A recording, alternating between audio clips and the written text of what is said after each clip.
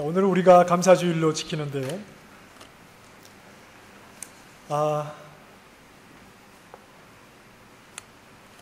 하나님께 감사의 제목들이 자, 이쪽을 보시네요.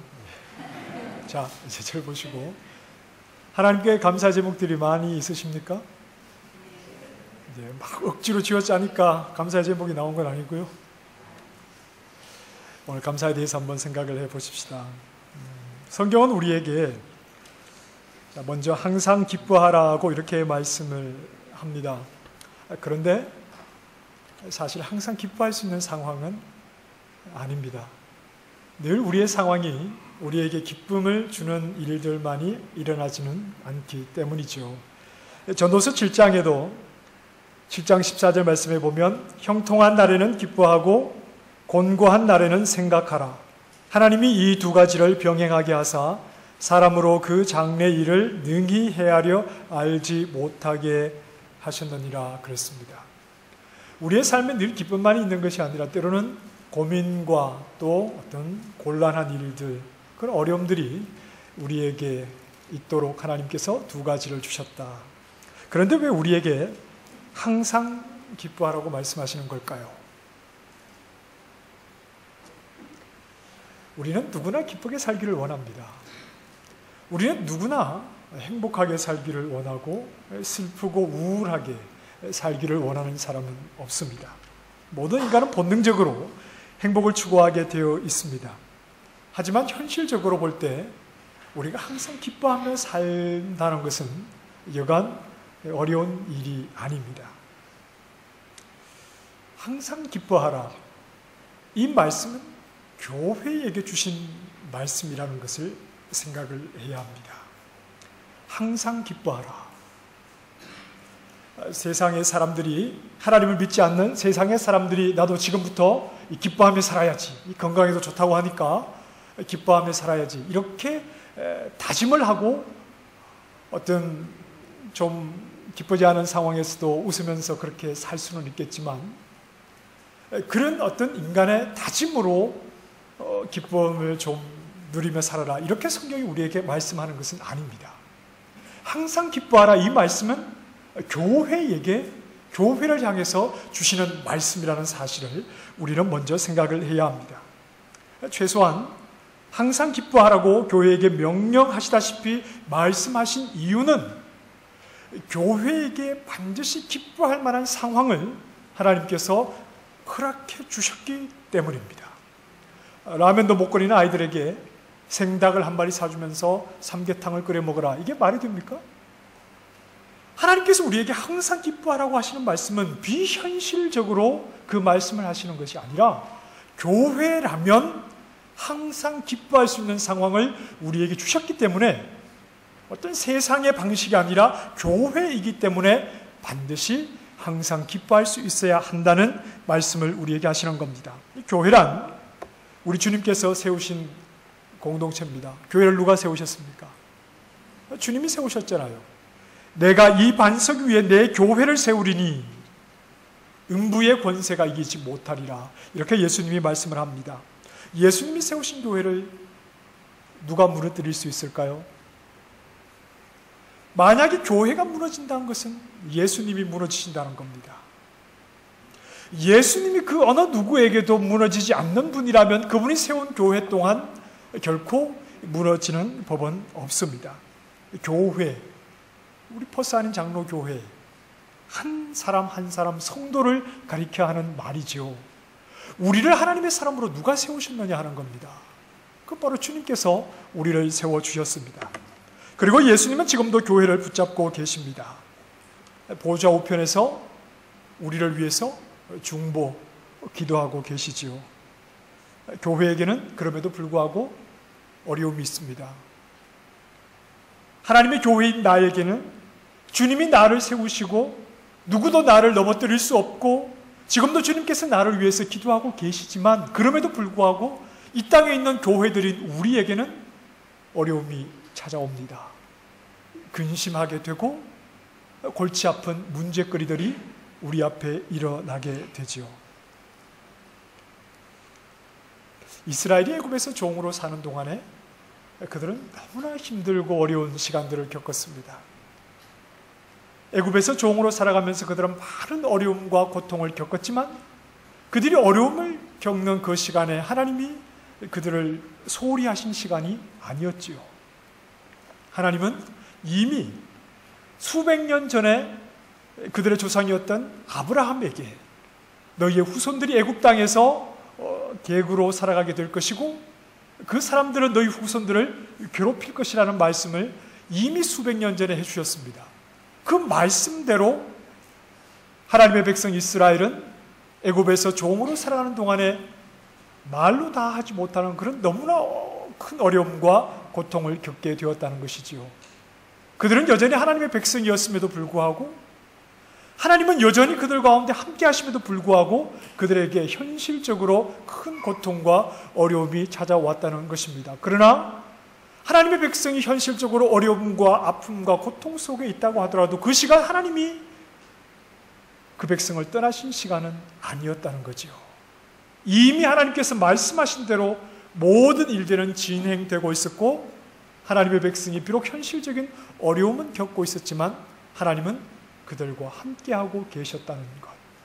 그리고 하나님께서 그 백성들을 통해서 이루시기 원하시는 그 하나님의 일은 아무런 차질 없이 계속해서 진행되고 있었다는 것을 우리는 생각을 해야 합니다. 현실적으로 어려움이 있어도 하나님께서 그의 백성을 붙잡으실 때 하나님은 아무런 문제 없이 그분의 일을 계속해서 진행해 나아가고 계시다는 것을 우리는 생각을 해야 합니다.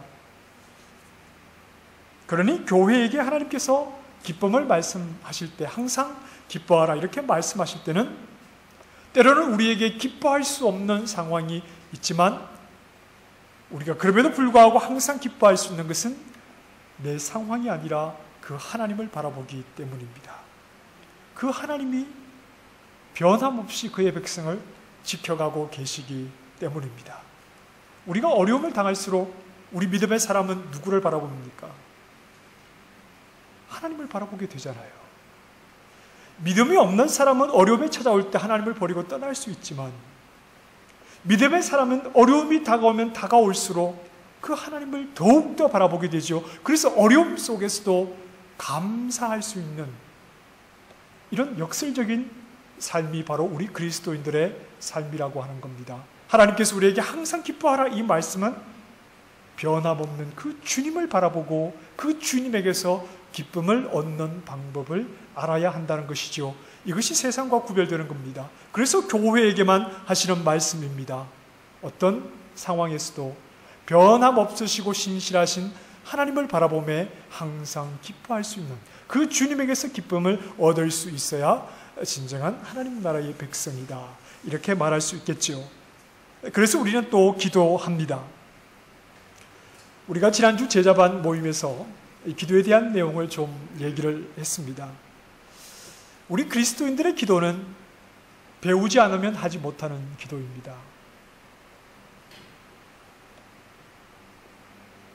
하나님의 나라인 우리 그리스도인들은 기도를 어떻게 하는지 예수님에게서 기도를 배우지 않고서는 기도를 하지 못하는 사람들이죠. 그래서 예수님께서 기도를 가르쳐 주셨죠. 예수님을 믿지 않는 사람들도 기도를 할 수 있습니까? 없습니까? 예수님을 믿지 않는 사람들도 기도를 하죠. 예, 절에 가서도 기도하고 어디 가서 기도를 합니다. 그러나 그들이 하는 기도가 단지 대상을 예수님만 하나님으로 바꿔서 예수님을 알기 전에 하던 그들의 기도들 대부분 어떤 겁니까? 자기의 소원을 아뢰는 것 아닙니까? 자기의 건강을 위해서 또 자기의 하는 일을 위해서 자녀들을 위해서 자기의 소원을 아뢰는 그 기도를 예수님을 믿은 이후에 대상이 하나님으로 바뀌었을 뿐 교회 밖에서 하던 기도를 동일하게 하고 있다면 그러면 예수님이 우리에게 기도를 가르쳐 주실 필요가 없는 겁니다.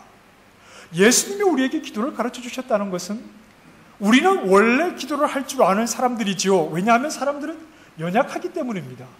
그래서 누군가를 붙잡고 좀 절대자를 정해놓고 거기에 가서 도움을 구하고 의지하는 이런 기도를 누구나 다 할 줄 압니다. 그럼에도 불구하고 예수님을 믿는 하나님의 백성들에게 기도를 가르쳐 주셨다는 것은 예수님 밖에서 하는 그런 기도가 하나님 앞에서 드려져야 할 하나님 백성의 기도는 아닐 가능성이 매우 많다는 겁니다. 그럴 필요가 없다면 예수님께서 우리에게 기도를 가르쳐 주실 필요가 없었겠죠. 우리에게 가르쳐 주셨다는 것은 앞으로는 그렇게 기도를 하라는 말씀입니다. 예수님이 우리에게 가르쳐 주신 기도 안에서 기도한다는 것은 표현이 좀 어렵습니다만 소유지향적인 기도가 아니라 존재지향적인 기도를 우리에게 말씀하는 겁니다. 예수님 안에서 기도하는 사람들은 소유지향적으로 기도하는 것이 아니라 존재지향적으로 기도를 해야 한다는 겁니다. 오늘날 우리에게 일용할 양식을 주십시오. 주님이 우리에게 가르치신 기도 안에 이 기도의 내용이 있습니다. 이 기도는 소유를 위한 기도가 아니어야 한다는 말입니다. 하나님, 저 돈 많이 벌게 해주십시오. 하나님, 먹고 사는데 부족함이 없도록 제 창고를 가득 채워주십시오. 이런 소유지향적으로 일용할 양식을 달라고 하나님께 기도하는 것이 아니라는 말입니다. 오히려 그 기도는 존재를 위한 기도였습니다. 오늘 하루하루를 살아갈 일용할 양식을 하나님 앞에 구할 수 있다는 것은 하나님 앞에서 내가 살아갈 수 있도록 나에게 필요한 양식을 주십시오라고 요구할 수 있다는 것은 하나님이 원하시는 존재가 무엇인지를 내가 깨달았기 때문입니다. 하나님이 원하시는 피조물의 모습이 어떠한 것인지를 내가 비로소 깨달았기 때문에 하나님, 저에게 일용할 양식을 채워주셔서 하나님이 원하시는 존재로 하루하루를 살아가게 해주십시오. 이것이 바로 존재지향적인 기도의 내용이지 소유를 위해서 우리에게 기도하라 이렇게 말씀하신 것이 아니었다는 겁니다. 하나님 앞에서 하나님이 원하시는 존재가 무엇인지를 알게 되었다. 이 말은 하나님이 계획하신 뜻, 그 뜻이 이루어지기를 함께 소망하게 되었다, 이런 말입니다. 하나님께서 우리를 지으시지 않으셨습니까? 그리고 지으신 모든 피조물을 통해서 하나님이 그분의 뜻을 이루어가고 계시지 않습니까? 그러니 이제 내가 하나님의 뜻 안에 지음받은 피조물이 되어서 내가 무엇을 기도하고 무엇을 추구해야 하는지, 그것은 바로 하나님이 뜻을 이루기 위해서 지으신 이 피조물들 속에 하나님 계획하신 일을 속히 이루어 가시고 저의 삶 또한 그냥 제가 배불리 먹고 사는 것에 목적이 있는 것이 아니라 하나님 뜻을 이루어 가시는데 저도 사용해 주십시오 라고 기도할 수 되었기 때문에 하나님 앞에 일용할 양식을 구하며 하루하루 주님 앞에 살아가게 되었다는 말이지요. 주님께서 가르쳐 주신 기도를 할 수 있는 사람은 무엇보다도 하나님께서 뜻하신 일이 속히 이루어지기를, 그 뜻하신 바를 모두 이루어 가시기를 기도할 수 있게 되었다는 겁니다. 그러니 예수님의 기도를 하는 사람들에게는 다른 것에 관심이 있는 것이 아니라 하나님에게 관심이 있는 겁니다. 하나님께서 정하신 뜻대로 하나님의 일을 이루어 가십시오라고 나를 포함해서 모든 피조물들 속에 하나님의 뜻이 이루어지기를 위해서 기도하니 그들의 관심은 내가 얼마나 많은 것을 가지느냐에 관심이 있는 것이 아니라 모든 것을 그분의 뜻대로 이루어 가실 그 하나님께 관심을 두고 기도하는 사람들입니다. 성실하신 하나님, 제가 여러 차례 말씀을 드렸습니다만 여전히 좀 어려워하시는 분들이 있을 수도 있겠습니다. 하나님께서 창조를 통해서 그분의 뜻을 나타내셨지요.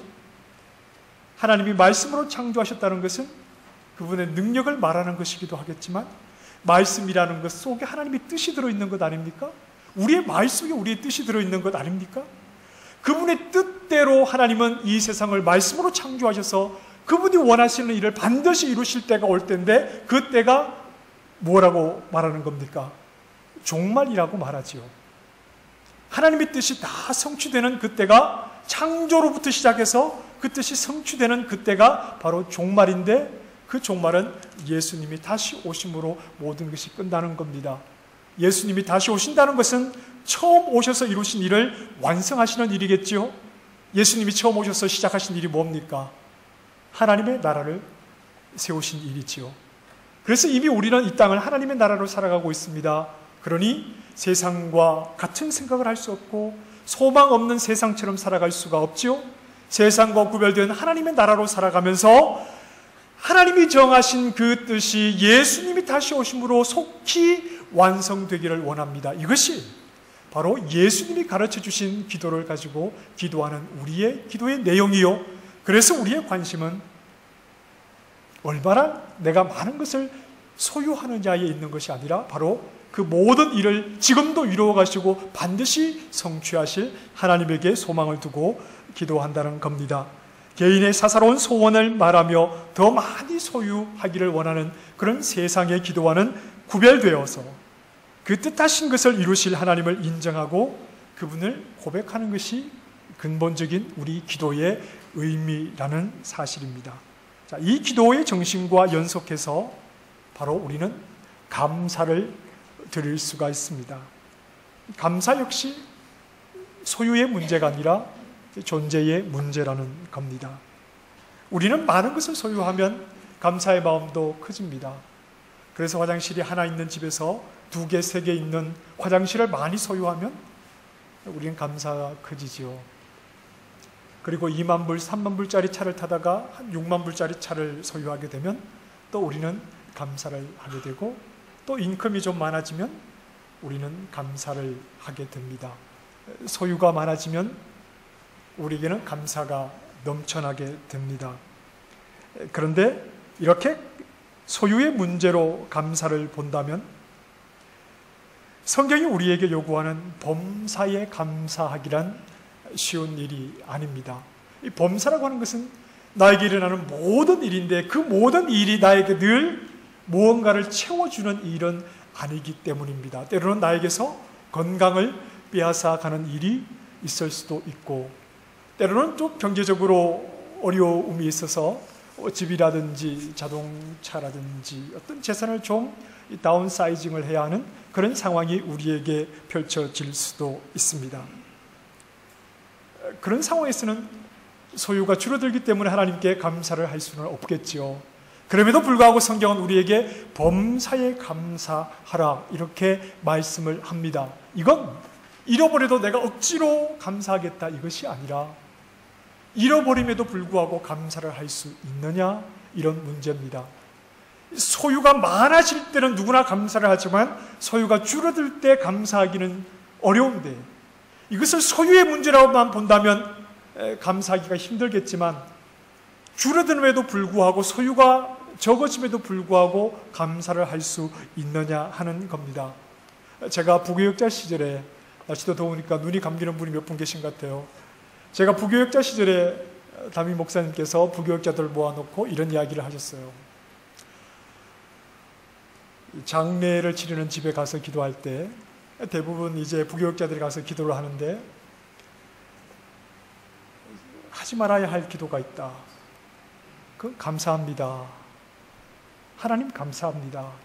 이런 기도를 장례를 치르는 집에 가서 그렇게 기도를 해서는 안 된다. 이런 말씀을 하셨습니다.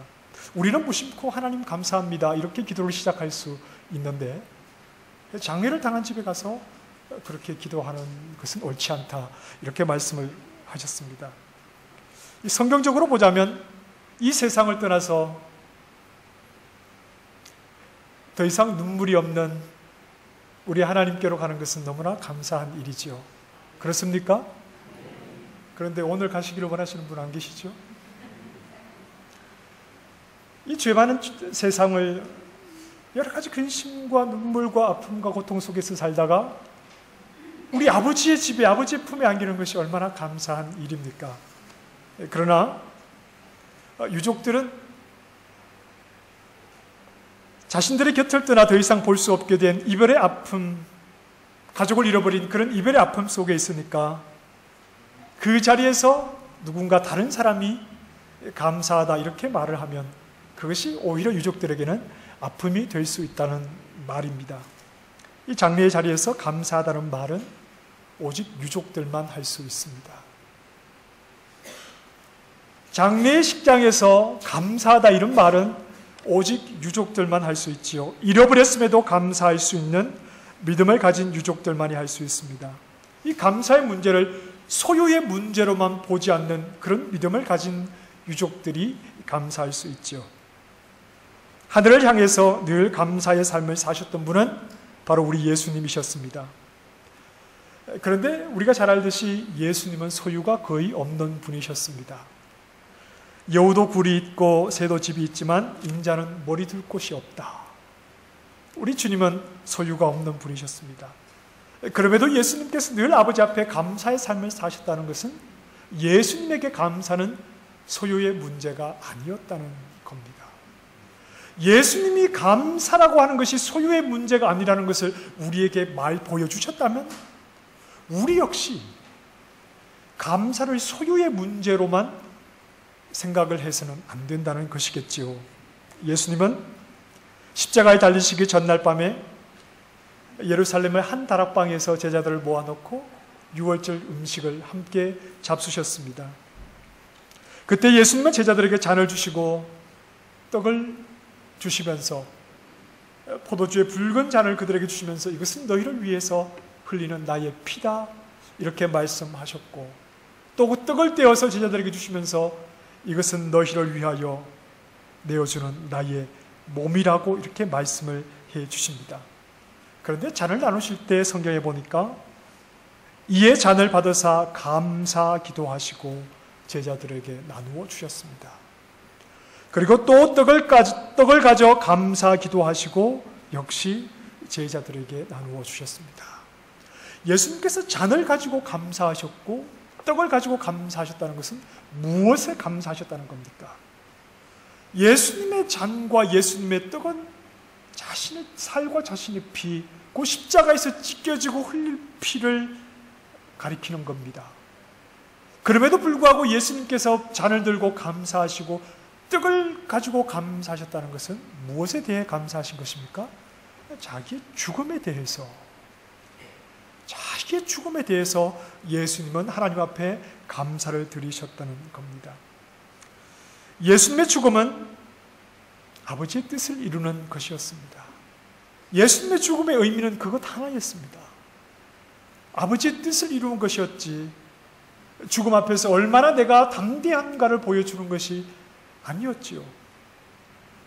예수님의 죽음의 의미는 단 하나, 아버지의 뜻이 저를 통해서 이루어지기를 원하는 것이 예수님의 죽음의 유일한 의미였습니다.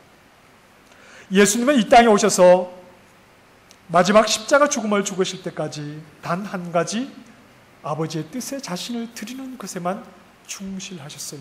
뿌리고 소유하신 것은 없지만 신실하신 아버지 하나님께 자신을 내어 맡기는 것을 예수님은 감사함으로 그 일에 참여하셨다는 겁니다. 예수님의 감사는 아버지의 뜻이 이루어지는 자기 자신의 모습을 보면서 감사한 것이지요. 나를 통해서 아버지의 뜻이 이루어지는 것에 예수님은 감사하신 것입니다. 아버지의 뜻 안에서 살아가는 자신의 존재를 고백하게 될 때 잃어버리는 것조차도, 자기 자신을 잃어버리는 것조차도 예수님은 감사하신 겁니다.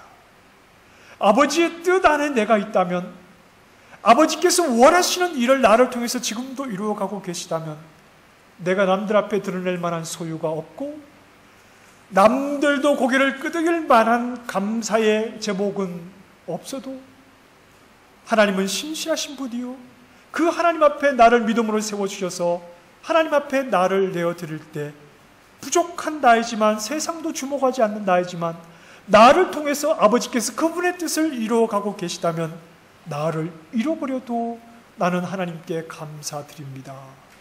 그 감사가 예수 그리스도의 감사요, 또한 예수님을 따라가는 우리의 감사이기도 해야 한다는 말입니다. 여러분, 우리 교회는요, 우리는요, 믿음 안에서 한 식구 된 우리는요, 혹시 여러분들이 더 많은 것을 소유하게 되고 더 큰 것을 가질 때 우리도 그 감사에 함께 박수를 보낼 수 있습니다. 당연히 감사한 일이죠. 당연히 기쁜 일이죠.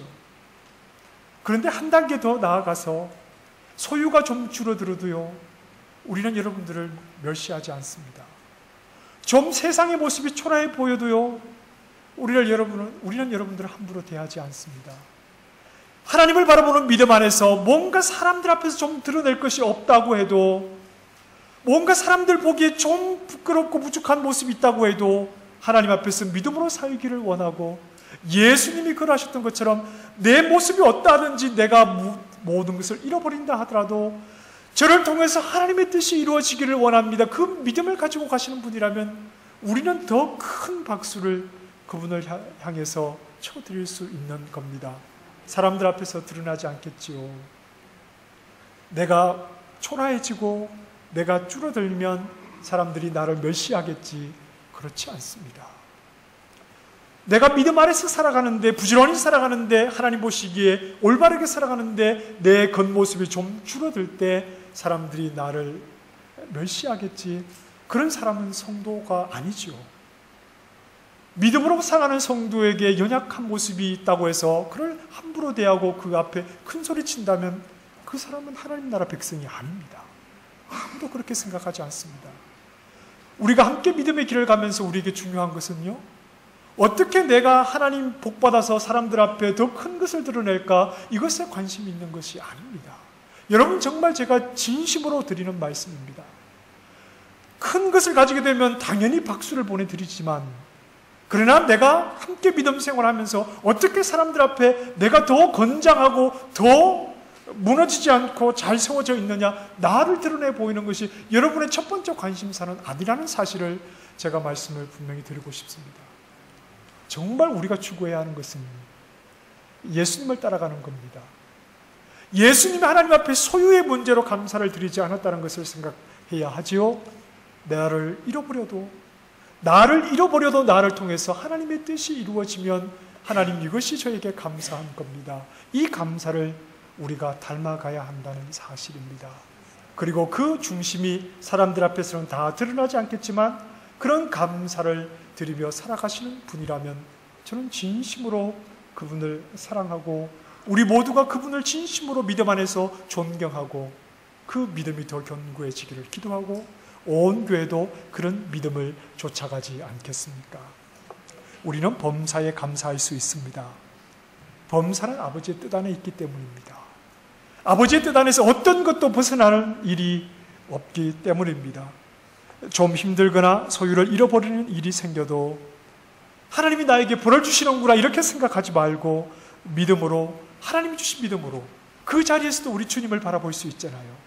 하나님이 주신 믿음으로 하나님을 바라보면서 그분께서 그분의 선하신 뜻을 나를 통해서 지금도 이루어가고 있다는 사실을 그 자리에서도 고백할 수 있는 성숙한 믿음의 종들이 되어주시기를 부탁드립니다.